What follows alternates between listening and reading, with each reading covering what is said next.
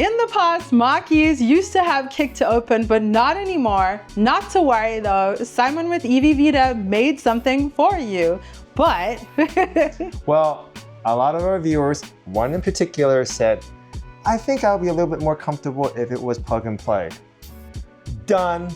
Boom, it is. It's simple. We're gonna show you how to do it, and it's in the car right now.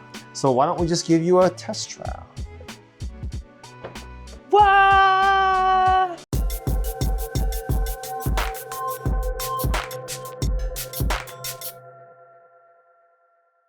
So we did this install before, but it wasn't on our car. It was an actual EV-Vida customer, one of our viewers and friends.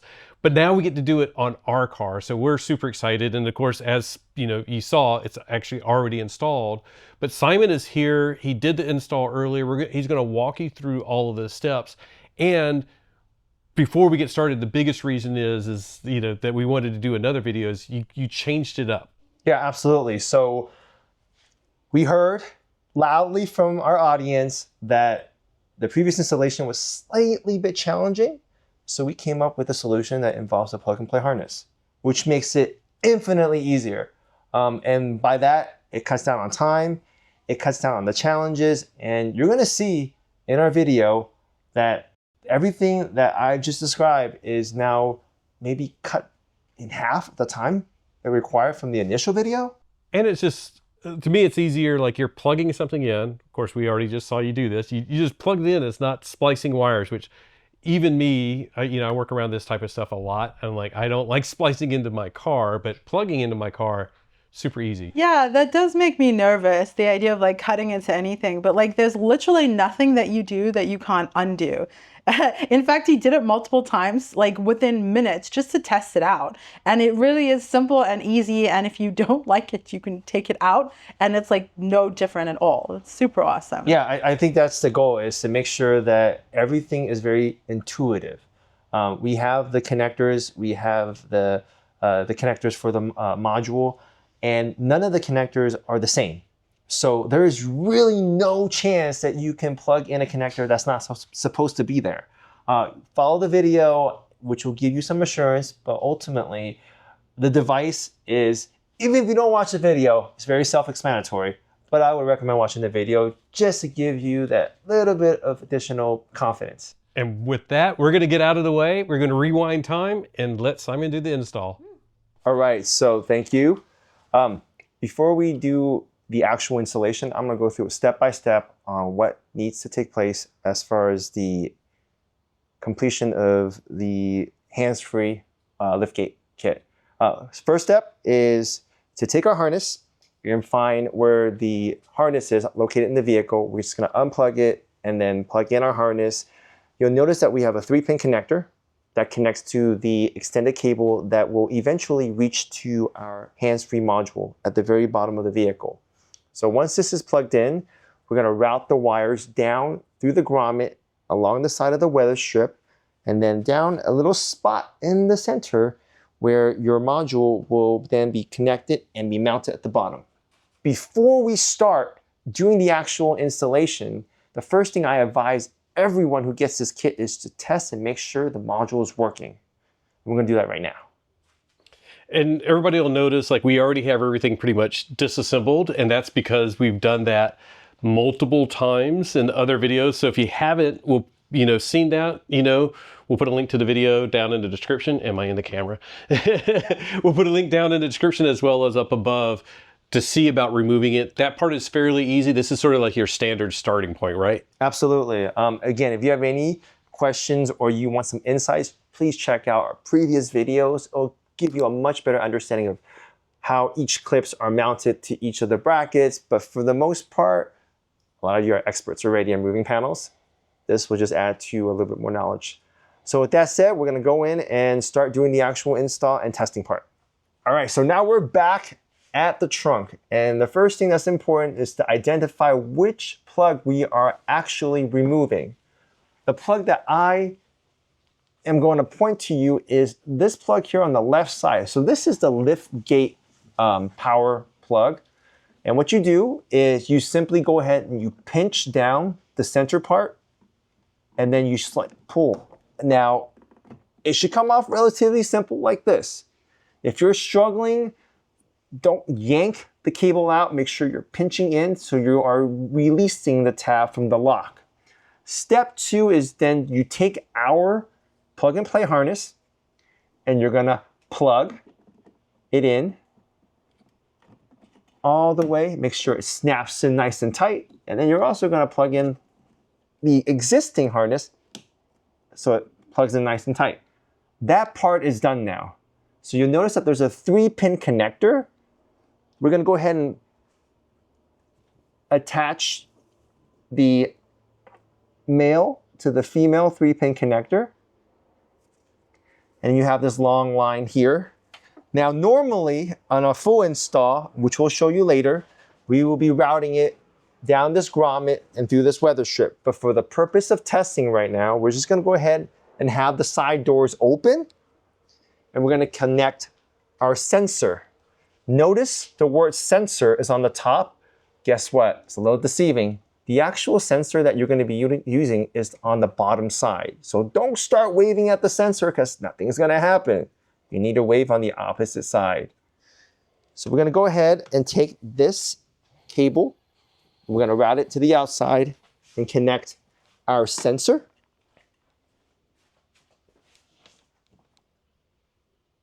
You're gonna match up and you're gonna plug it in. Now, before we start, you have to manually close the door first. That's gonna reinitiate the motor with the new cable. If you press it now, you may have a situation where nothing is working. It's fine, it's okay. That's an expected behavior. What we're gonna do is we're gonna close it, make sure our line's not caught. So you're gonna hear it. And then what's gonna happen is when I unlock this, everything is gonna work as normal.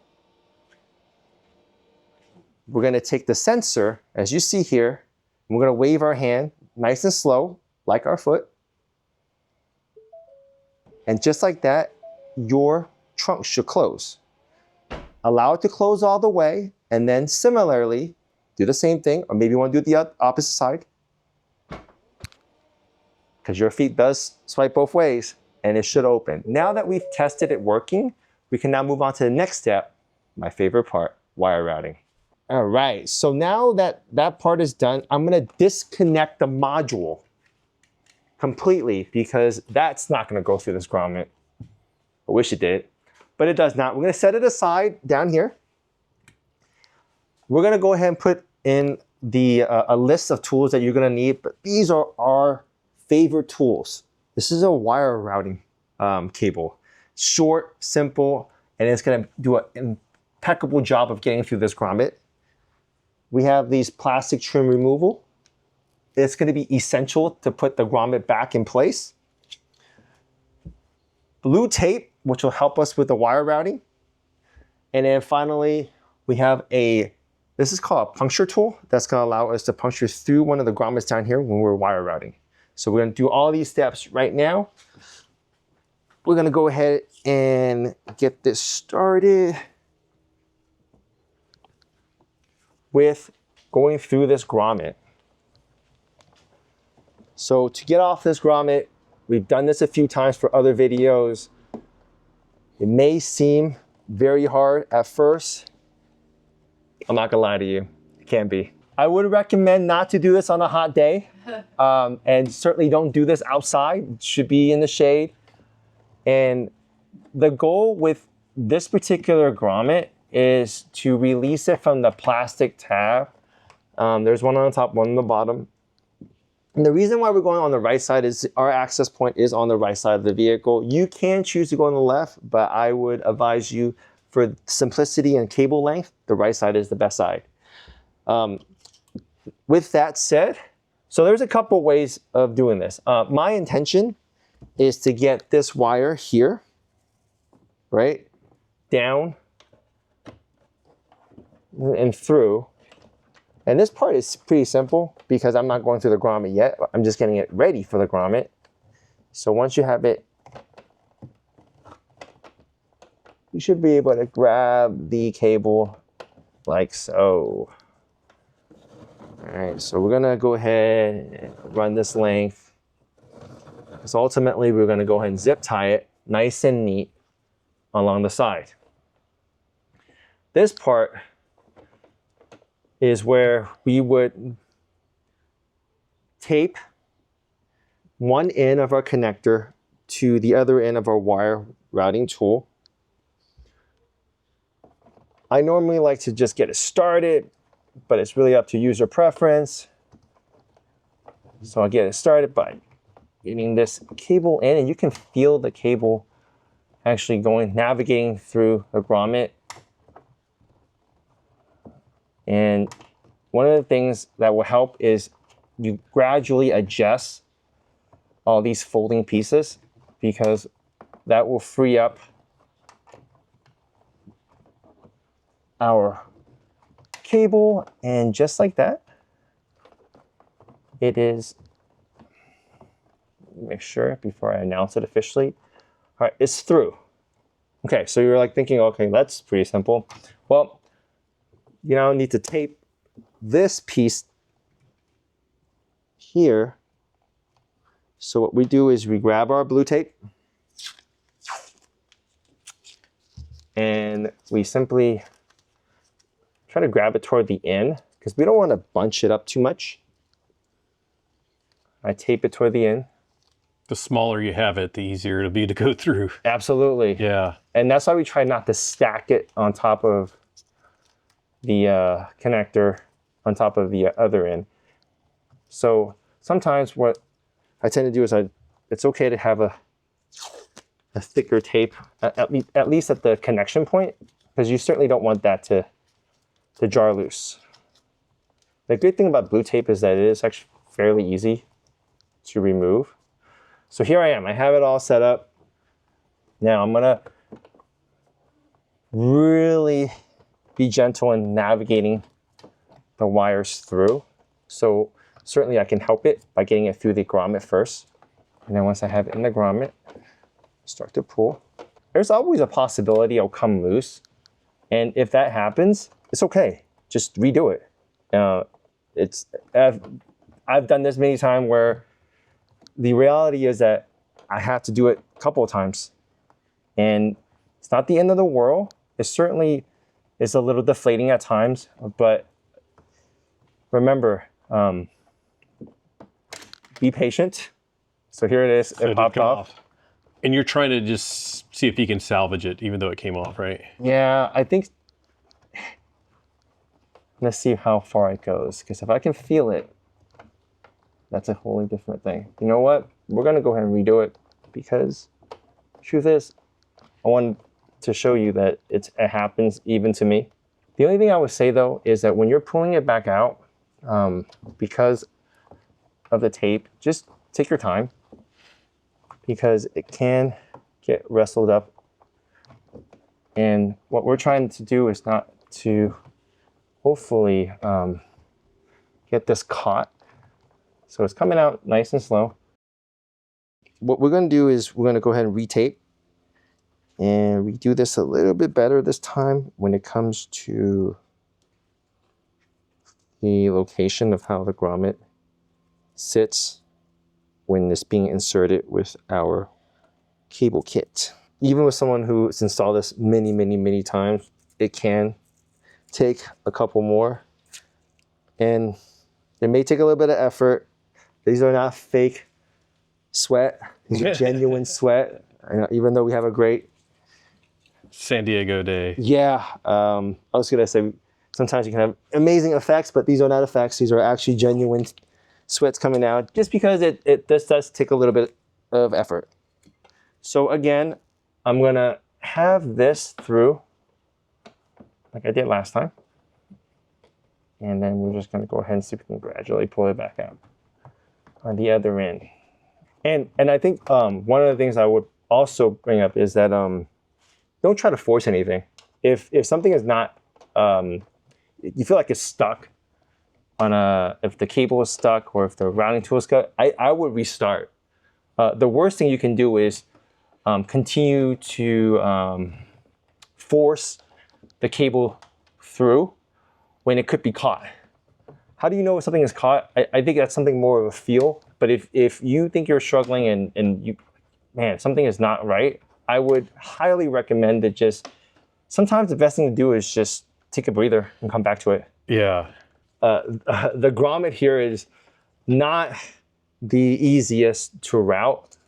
I've done more than a handful, and these, I think, to be fair, this is one of the harder ones. Part of it is just, let's see, part of it is just it's the angle that this is in, which makes it really hard at times to get through and navigate.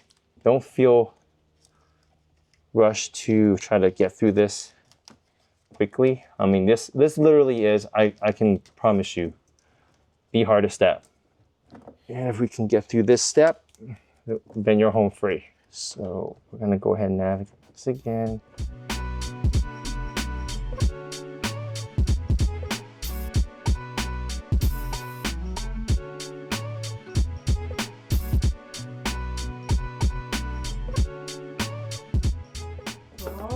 There we go. Awesome. So there is the end goal. So now when you add it, I'll just kind of get the slack that we need. Again, the hard part is done. Yeah. Down. And then we're gonna go ahead and disconnect our blue tape slowly. I think we showed you this because we want to make sure that you understand it is doable. It's, you know, it's easy for us to skip ahead, right? But Yeah. we want you to see, even with me who's doing it, and I've done this at least 50 plus times, it can slip out like I showed you. And well, it is not impossible, just takes a little bit of effort. There's nothing more annoying than watching a DIY video where they make everything look easy.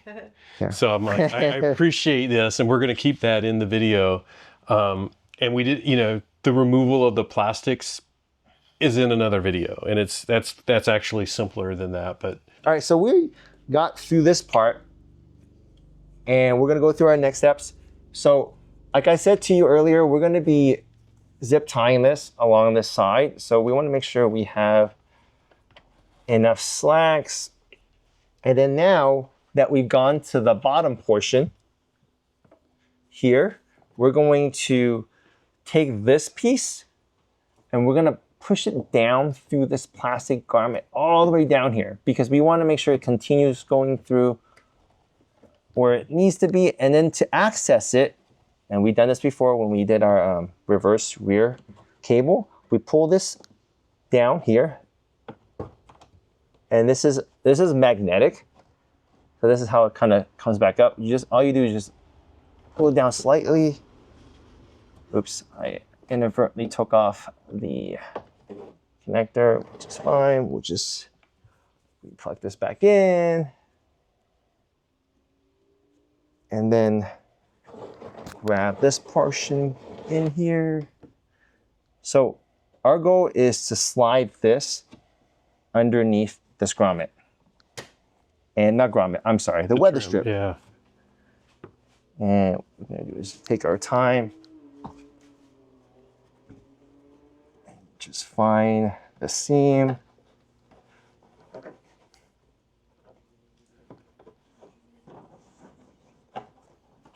We should have plenty of slack.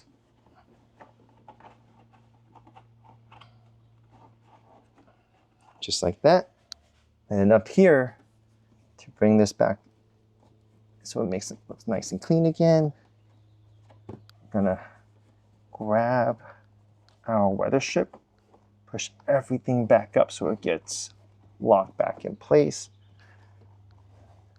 This looks nice and beautiful like it was before we touched it. And that part really kind of concludes this wire routing part. Now we have this cable now.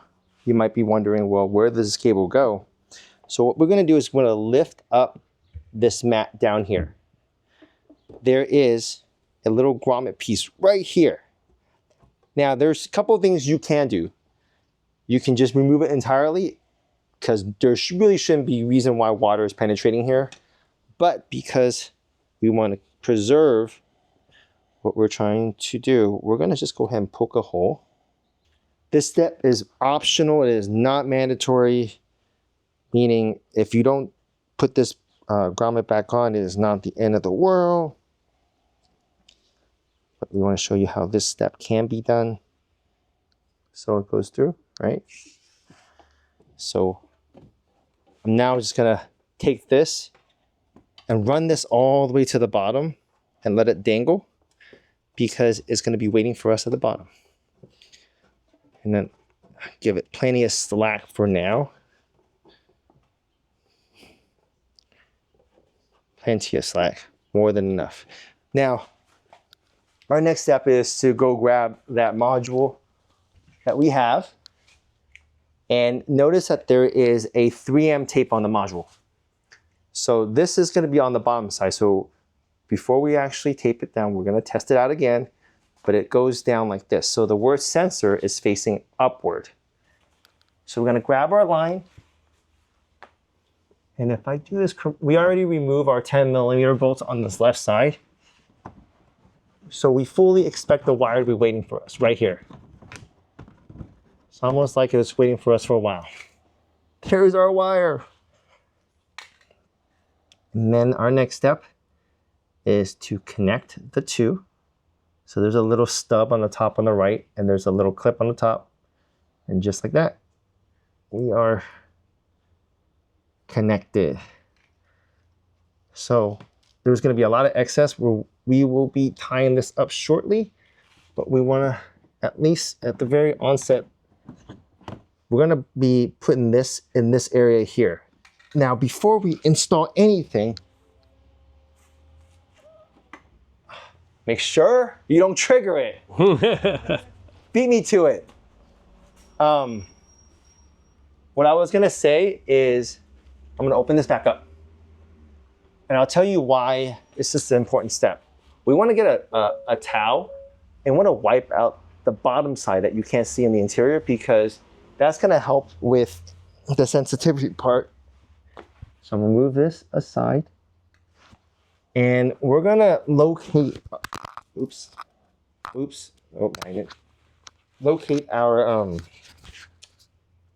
sensor so that it is to the right of the fin and this little dot. So you kind of give yourself an idea where it's going to be. We're going to have it in this little region right here. So we're going to go wipe down this region. Just make sure it's nice and clean when we install it. And is that like the best spot or the only spot that it could go? Absolutely not in terms of the only spot. I find that as someone who uses their right hand a lot and their right feet, this is an optimal location. I would absolutely use some designators. So the parking sensor is really good, because now you know exactly where your foot would be. And I chose the parking sensor and the fin because that gives me more or less an approximate location, because we don't want to guess where the sensor is. You should know. And over time, you're going to get more comfortable and familiar with the sensor location. It just be like a response behavior. With that said, we're going to go ahead and put this here. I think it's on the... Now, this is the part where I would say test and make sure the sensor is working, and you may have to move it around. For instance, I know the sensor is here, and if it's not triggering, we know that there is either it's not sitting downward or it's probably lifted up. That's why you go back in here and make sure it is exactly where it's supposed to be. So have it down here. Let's see.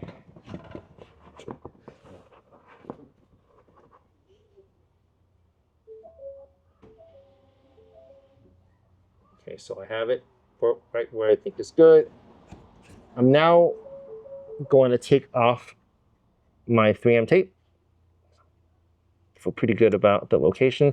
Now, sometimes it can come, it's really good to go this particular orientation. Sometimes this orientation works well. And you have to figure out which of the orientation is reading, depending on sometimes your placement, area, and location.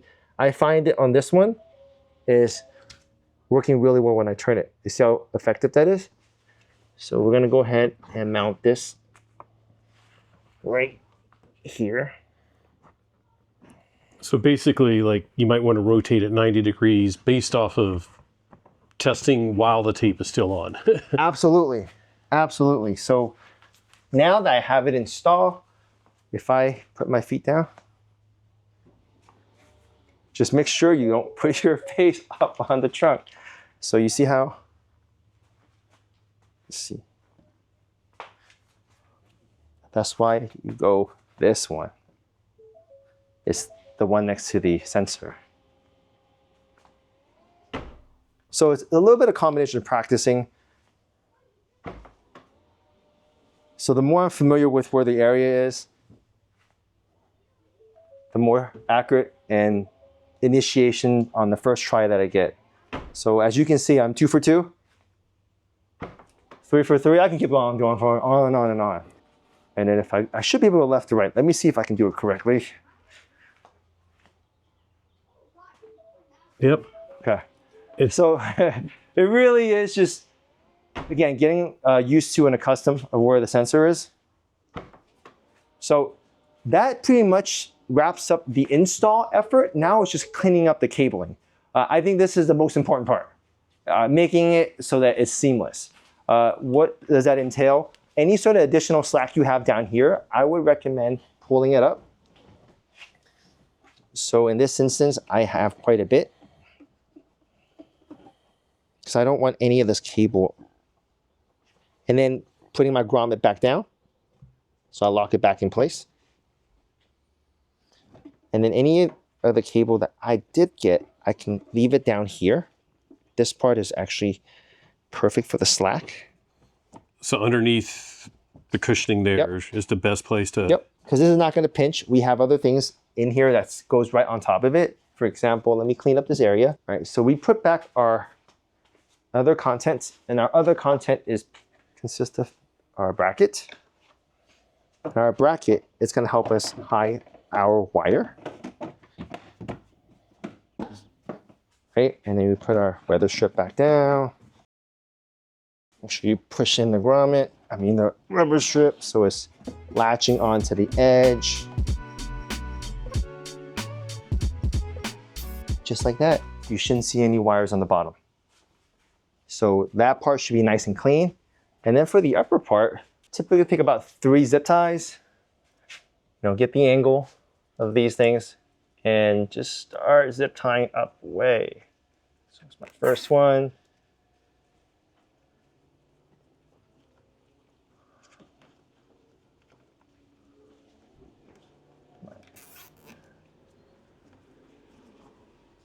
And my second, and then my last zip tie.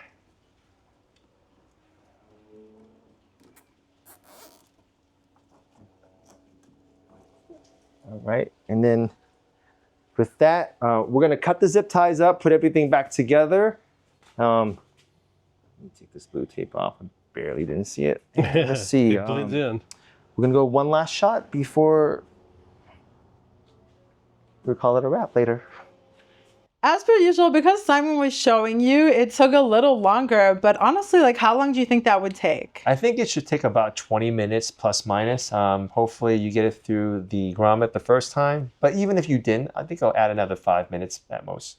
That's awesome. It was simple. There's no splicing. There's nothing like that. It's literally plug and play, and the hard parts were like wiggly, patient things. Yeah, maybe one day I'll come up with a solution where the wire routing is super simple, but at the moment, that's going to be the hardest part. I love it. That is a hard part I can handle. I kind of like honestly wanted to do it myself or try it, but not subject you guys to that. But like really, I feel like that was inspiring, that like that looked like something I could do. Absolutely. We did the plug and play harness where it's, before I thought anyone can do it. Now I'm confident anyone can do it.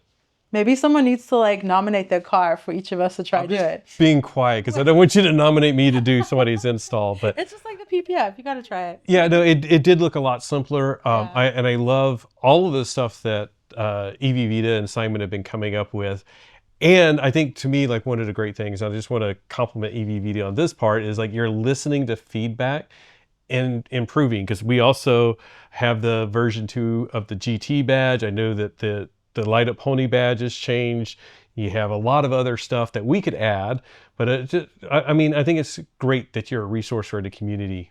Yeah, I think that's very important. I read all the feedback. Sometimes Patrick's like, have you read the feedback or that comment? I'm like, yeah, like 20 minutes ago.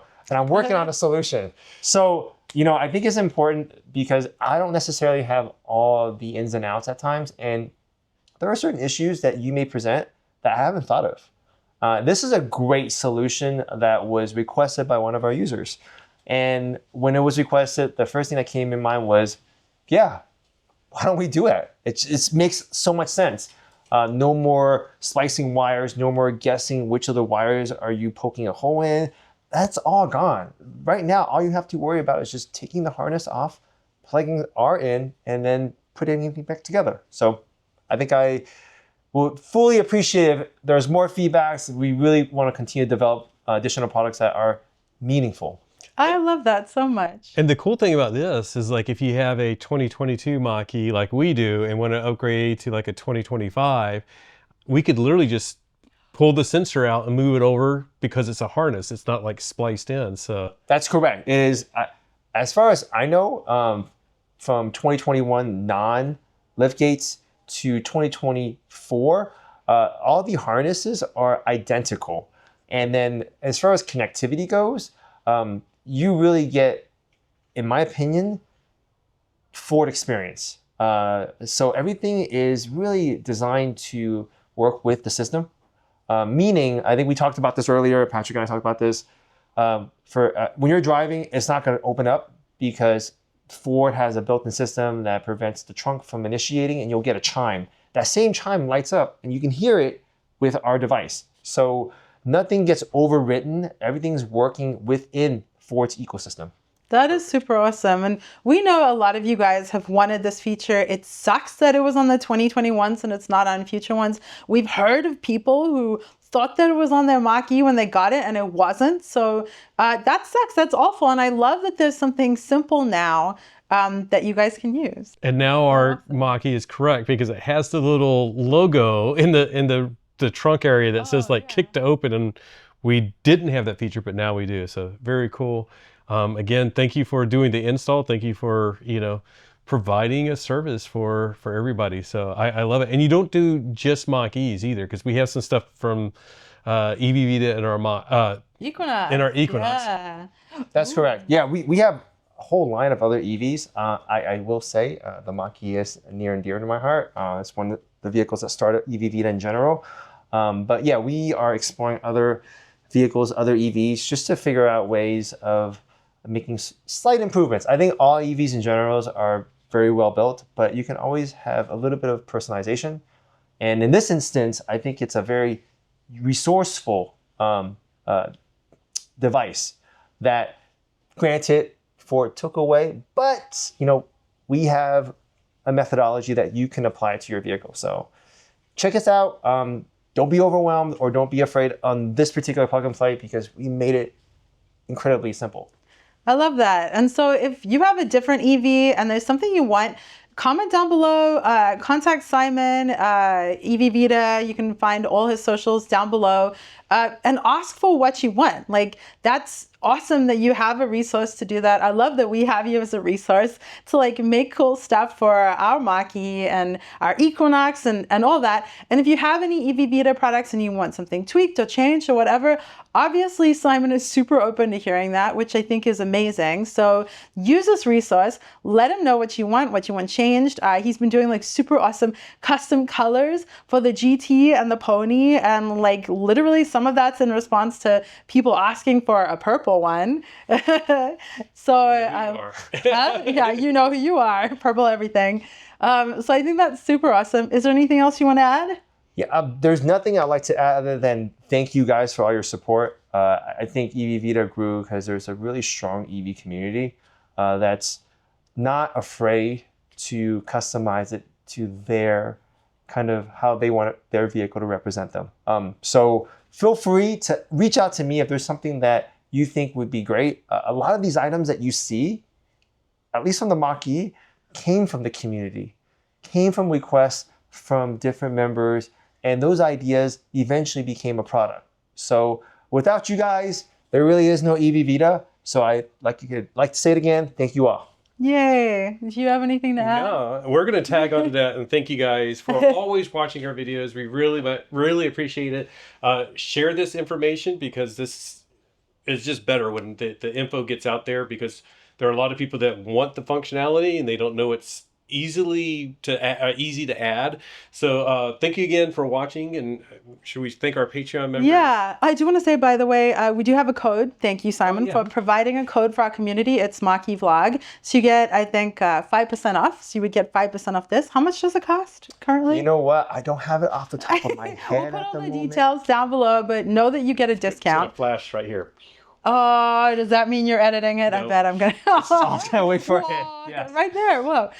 So thank you so much for watching this video in which we installed the kick to open liftgate on our 2022 Mach-E that it so sorely needed it. A huge thank you to our patrons whose names are scrolling across the screen right now. We so appreciate you guys and your support of us on this channel, as well as you, our YouTube members, and you, of course, for watching, liking, subscribing. So on that note, just remember that whatever you drive, whether it has a kick to open or not, enjoy the ride. Bye. What? Oh, hey. First time. Look at that.